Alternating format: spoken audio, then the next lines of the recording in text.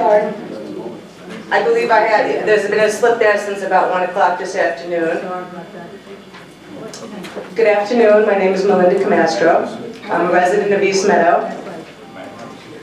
It's very interesting that I should come here on a day when we're honoring our top police who really do an absolutely wonderful job in not only Nassau, but New York City. A lot of New York City police officers live in Nassau County.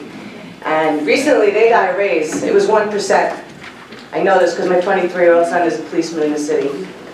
My husband is a retired policeman. We've been in Nassau County for 21 years. And in that time, it's become more of a struggle to maintain our family here. All 3 of my children are adults. All 3 of them work. None of them can afford to move out because there's no housing in Nassau County. They certainly can't afford the homes. So I can't imagine that anyone on this board would hold themselves higher than those fine men and women, the police and the corrections and all our first responders. You're not any better than any of them. They save lives every day. Why do you think you deserve an increase of your salary, such as you're commanding? Go with everyone else is doing. No one wants to deny you. No one wants to deny you an increase. But to say that you deserve double, many people are unhappy with their salaries. A lot of people in the private sector, and quite honestly, it would be a slap in the face to every civil service worker out there if you did that. You're not any better, and you shouldn't hold yourself to a higher esteem than them. They work nights, weekends, they see the worst of the worst. I don't understand how you could justify that. Nassau County's a mess. East Meadow, we're filled with the homeless. We have the jail. We have, the roads are disgusting. Nassau County offices, they're an embarrassment, quite honestly. You let the islanders go? And you want to raise? Come on. You really honestly have nothing to be proud of at this point. And if I could, I'd fire every one of you and start from scratch with people that maybe care about what the people that put you up there are saying. You don't listen to your constituents. You tell us what you want us to listen to. It doesn't work that way. You work for us. We pay your salary. So it would be really nice if you started listening to the people that you were brought here to represent. Because as of right now, you're all not really doing that. And that's local, state, federal government. It's time to start listening to the people. Norma, you know how I feel. We've had this discussion many times. Yes, we have. You're here to represent the people. And if you put it to a vote, I guarantee you, you wouldn't get a raise. So listen to your constituents, because they're not happy with you right now. So you want to revolt? Go ahead and do that double salary increase. You're going to see people very unhappy with you. And the fact that an election has to pass in the meantime and you're not raising it for yourselves and it's 2018, well guess what, I'm still going to be here, we're still going to be struggling to pay the bills and stay on Long Island.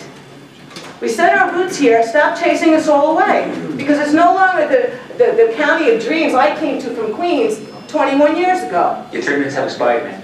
That's great, I've been here since 1 o'clock, you're giving me 1 more minute to finish. It is no longer the beautiful land of better place. It stinks. You can't go places and be free. You can't walk your dog. You can't go fishing. You can't skateboard. Kids, you're so worried about Narcan and the after effects of it.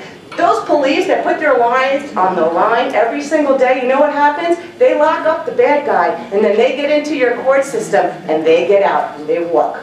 And they don't get punished severely, and that's why the drugs keep coming back, and that's why the drugs don't go away. Because we're not punishing people that deserve to be punished.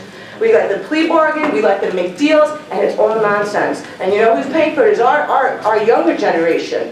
You should all be worried, because all the people that are going to take care of us, they all have some serious issues.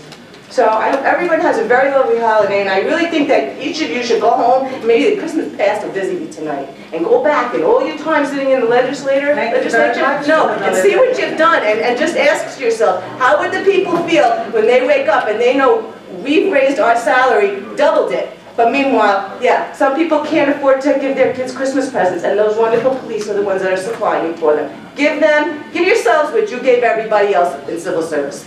Have a wonderful holiday. Thank you. John Cannon.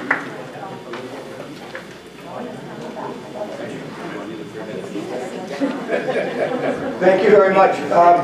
I chaired the commission that created the Nassau County Legislature. And the reason why the salary is $39,500 is because that was what the Board of Supervisors was making in 1993. When we created this, we said there had to be an election if you wanted to raise your salary, and that's exactly what you're doing. All of you have to go through an election.